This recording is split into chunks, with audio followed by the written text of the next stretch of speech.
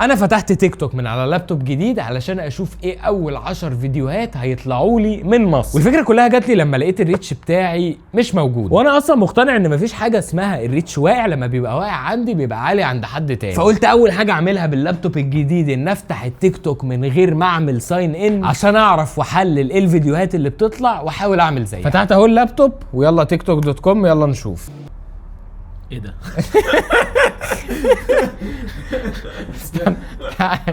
اول فيديو ايه اللي بيحصل في الفيديو ده؟ حاجه اي غريبه يعني، استغفر الله العظيم. ماشي، يبقى اول فيديو خلينا نكتب اول فيديو اي في راجل وست. الفيديو اللي بعده مش لازم اقول الديتيلز ست يعني ليب سينك، مش لازم اقول لامين يامال تقريبا. احنا قايلين ليه سكيب. ماشي، برضو اكتر من شخص وليب سينك. لحد دلوقتي مفيش ولا فيديو حد بيتكلم فيه، كله ليب سينك. ايه الحلقه الحلوه ده معاذ؟ حلقه ليب سينك برضو. ايه الحلقه الحلوه؟ انا قلت قاعدين قعدة كيف، تعالوا اقعد خد.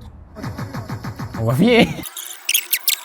بصوا، انا خلصت تحليل اول 50 فيديو، كتبت كل النقط اللي موجوده وهقول لكم النقط المشتركه. الليب سينك او ان انت تستخدم ساوند ترندنج، اغلب الفيديوهات اللي مفيراله كده. وتاني حاجه ودي حاجه جديده واخد بالي منها، ان اغلب الفيديوهات المفيراله فيها اكتر من شخص واحد. وافتكروا ان دايما المحتوى اللي بيطلع ده انعكاس للي الناس بتتفرج عليه وبتتفاعل معاه وبتبعته لاصحابها. فتاكدوا ان انتوا دايما تدعموا وتشيروا الفيديوهات اللي انتوا شايفين ان هي تستاهل تطلع للناس.